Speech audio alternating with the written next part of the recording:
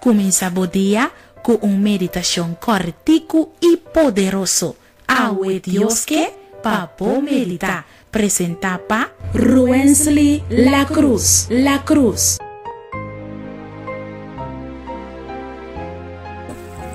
Um feliz dia, querido oyente.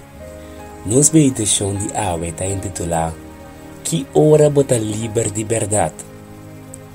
A hora bisa nabo que bota cães, idiota, ou escravo para sombra bota servir Deus.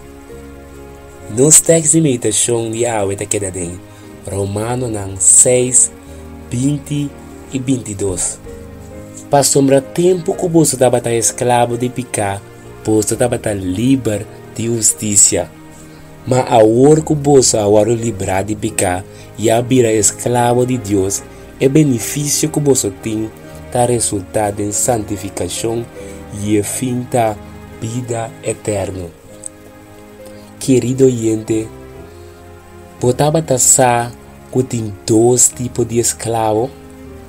Qual é escravo de pecar que te iba na morte e escravo de justiça qual te iba na vida eterna? Ojalá se nós cada porta escravo de justiça. E seguramente se nós está escravo de justiça, nós está livre fora de pecar.